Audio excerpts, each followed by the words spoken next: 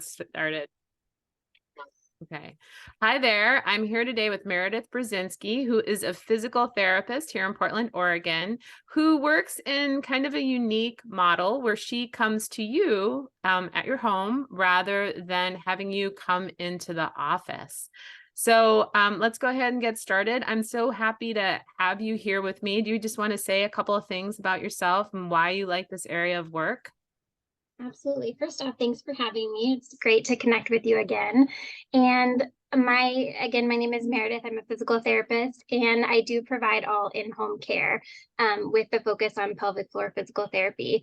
And we have therapists all across the country that offer this same version of care. And I find that it's actually one of the most appropriate ways to offer pelvic floor PT because there are so many barriers to getting people into PT, whether it's kids, schedules, all of that. We're able to provide a lot of convenience by coming into the home and a lot of comfortability by being able to see people in their own environment.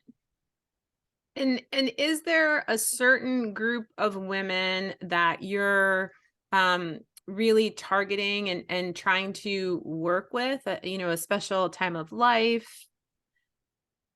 Absolutely. We see a lot of pregnancy postpartum. That tends to be kind of our bread and butter. And a lot of that, again, is just due to the convenience of coming in home with kids. It makes it much easier to just have the hour-long appointment and not needing the commute time. But we also focus on things like pelvic pain, endometriosis. The list goes on and on in terms of pelvic floor diagnoses that we can treat. So we treat all genders, we treat all bodies. Anybody that has a pelvic floor is welcome in our environment. Which is everybody. Yes. So I think that's so great, right? Because I think one of the limiting factors to physical therapy is getting there, right? I mean, because that frequently takes a lot of time. And I think physical therapy is just so really important for a lot of women after they deliver, but that is also just an impossible time, right? So I think that this model really breaks down a lot of barriers. And one of the things that I wanted you to talk about is whether you feel patients are more comfortable at home or less comfortable at home. What's that like going into someone's home for you? Definitely. So I used to work in a clinic and I actually transitioned a couple of the clients that I worked in the clinic with to in-home care. And I think that was really the most eye-opening experience to be able to see the change that occurred. And it was remarkable how many of the clients who had kind of plateaued or weren't necessarily making much progress made significant gains once we transitioned to the home environment. And I think there's so many reasons for that. I think, again, being comfortable is a big piece of it. I think pelvic health is such an intimate area that we treat. So having somebody really, truly feel comfortable to share all the pieces of what's going on. But then also, we're able to really look at their environment and see what they're doing. I'm the believer that there's not one exercise that's going to cure everything. We really have to look at how we're moving throughout the day. And so if we're, carrying baby in and out of the crib or whatever it is in a way that maybe isn't ideal for the body, then that's going to contribute to symptoms. And so, really being able to look at that, look at them in their nursery, check out their situation. We look at how everybody is sleeping in their bed so we can really get a true assessment of what's going on in their environment and how that contributes to their symptoms.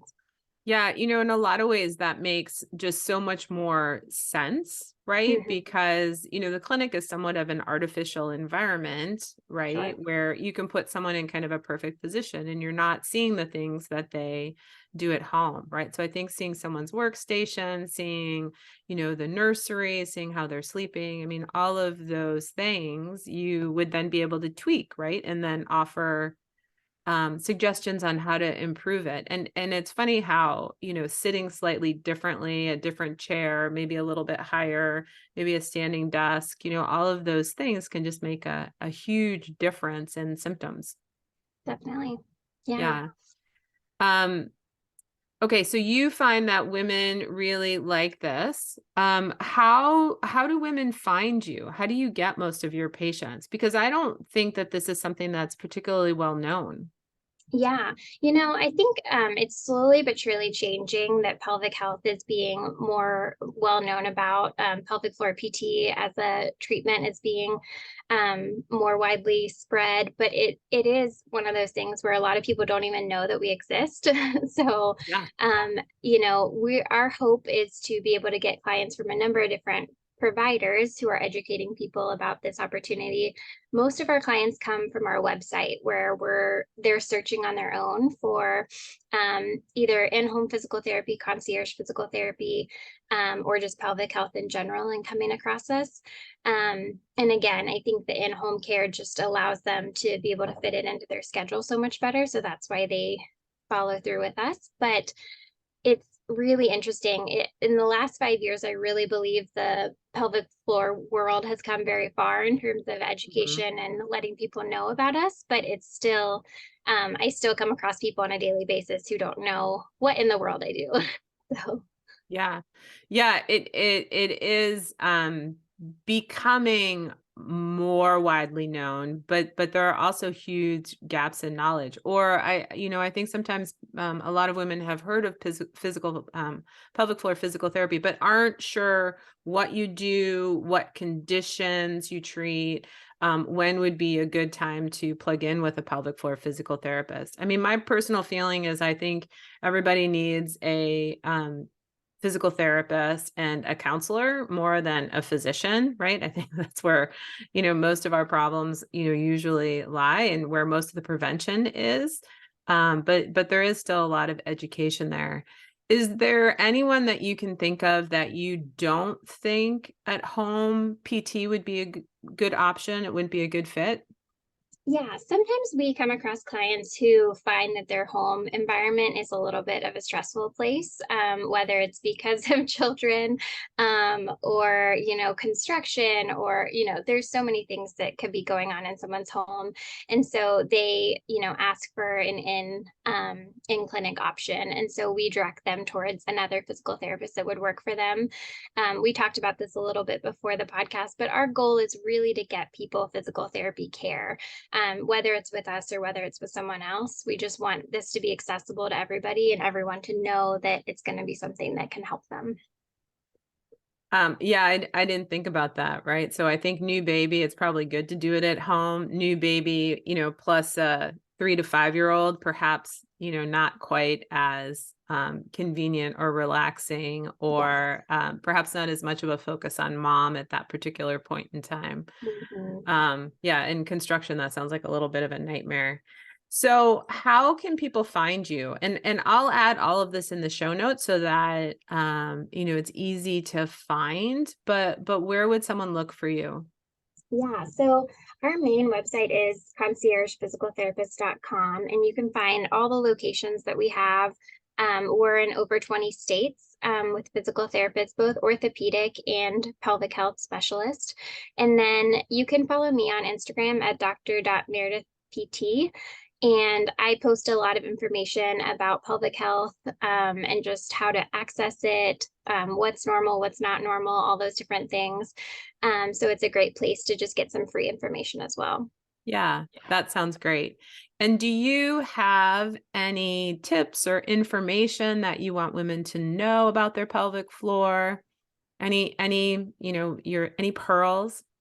Yeah, yeah. So one thing I think is important to know is that, nobody's really taught us about this part of our body. When we think about the health education that we receive in school and things like that, no one ever really talks about the pelvic floor and what its role is. Oftentimes, the first time people experience any of this information is during pregnancy or postpartum.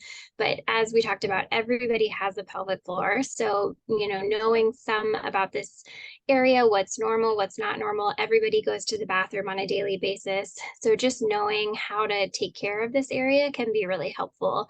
And so I think following some pelvic floor physical therapists on Instagram, things like that, to just know what's normal can be really beneficial. And then I also think it's important to know that it's never too late to try pelvic floor physical therapy. A lot of times people think, oh, well, I'm, 40 years postpartum. There's no way that it's going to help me now. But the truth is that the reason that I love treating the pelvic floor is because the changes happen so rapidly. And a lot of it is just because we don't have a good connection with this part of our body. So once we start to connect with it, everything starts to change really quickly. And so even if you're 40 years postpartum, we can make a big difference with pelvic floor PT, whether, whatever the issue is. It's never too late to treat this part of the body. Yeah. I love that. I think that, that's just music to my ears. I think that's such a great message. And I just want to make sure everybody kind of understood what you said. So 40 years postpartum, meaning 40 years since you had your baby, right? Not 40 years old. 40 years old is definitely not too old, right? But if you had your baby at 20 and now you're 60, and you're having issues, there are lots of things that we can do. And pelvic floor physical therapy is almost always the first thing that we recommend, right? And even if it isn't, the final treatment or doesn't fix everything, I think it always improves your condition and your function. When I do surgeries, if someone has good muscle function and knows how to work that area and protect that area after surgery, they always do better. And so even if it isn't the final answer, it's always such an important step. So yeah. Definitely. And one day we'll figure out a way to educate patients and I mean, I guess everybody in school on the pelvic floor, but we're definitely not there yet. Yeah. Yeah, no, I think it's really important to start talking, to kids. And when I work with parents, a lot of times I'm educating them on how to have a proper bowel movement. And they're like, oh my gosh, this is what my child does on the toilet. Like they're so smart. They already knew what to do. And so, I think a lot of times we can apply these techniques and even teach our children these things. And so it really should be foundational knowledge that everybody has. When I first took my very first pelvic floor course, I left feeling outraged that people didn't have this information and that I was 30 something and just learning it. And so I think, being able to share this and make this common knowledge is really important. Yeah, and being comfortable talking about these things, Oh, right? yeah. And Yeah. asking for help. I mean, that's a big issue too, right? Is that a lot of times, we're just not comfortable talking about this part of the body, or we just want it to be perfect, right? And so we don't want to bring it up. Yes. Um, so, one other thing that I just wanted to talk to you about, I find this a lot in my clinic is that women come in and they're having symptoms, but we don't talk about this part of our body. And so they're not sure how to describe their symptoms. So for example, yesterday I had a patient who, was having some issue with leaking stool and she said, I wanted to come in and I wanted to say I was having loaded farts. But then I talked to a friend and I realized that's called bowel incontinence. So I'll use that term. And I said, well, if you say loaded farts, I can figure that out. Um, so do you find that women not having the right words is a problem for you? I do. And I think, a lot of times, especially with, there's so many diagnoses that we treat that the symptoms are very vague. Prolapse is one that comes to mind Mm, where people feel pressure, heaviness, they're unsure of what they're feeling. And it's just something that's different. And so I think that that's a great way to think about it is what is your typical normal? And is this a variety of a change from your normal? And that can give us a sense that something isn't quite right. The other thing I use with clients a lot, and I can link this on my Instagram page for people, but it's a 10-question questionnaire basically to figure out if you have any sort of pelvic floor dysfunction. And so it gives us words for a lot of these things that are hard to explain. And I use this with a lot of different providers who are kind of screening these people to be able to get a sense of if pelvic floor physical therapy would be right for them. But it is really hard to explain changes in this area. But thinking about if it's a difference from your normal, I think that's a great way to think about yeah. it and then know that, a good educated provider should be able to help you come up with some words for what's going on. Yeah. I mean, I feel like I have another degree in kind of translation. right? Yes, And most of the time I'm not expecting anyone to ever come to me with the diagnosis. I'm mostly interested in your symptoms, right? What are you feeling? You don't have to leap ahead to that diagnosis, right? We just want to know the symptoms that you're having and then figuring out what might be causing those symptoms. absolutely. Yeah, I think as physical therapists, we're really trained not to treat a diagnosis. Mhm. We're trained to treat impairments. And so we're looking at, what is going on. If, say, for example, it's urinary incontinence, we're looking at how frequently the leakage is happening, how much leakage is happening. We're looking at all those pieces to figure out the root cause and be able to treat the client in front of us. Yeah. Yeah. I agree. So I think, anyone who's having symptoms should, feel great about coming in to be evaluated, right? And not worrying about, are my symptoms great enough? I mean, if they bother you, then they should be evaluated, right? And we can kind of Absolutely. get you on the right path. So, well, thank you so much for your time. I Yes. think that this is such a great model for so many women. And I'm so excited that it's available. Yes, absolutely. I appreciate being here and I appreciate you taking the time to educate people. It's so important that we get this information out there. So thank you. Yeah, it takes all of us. It does. There's a lot of work to be done. I know. We're on our way. Baby steps. We'll get there Yeah, one day. So, okay, absolutely. thank you so much. Thank you.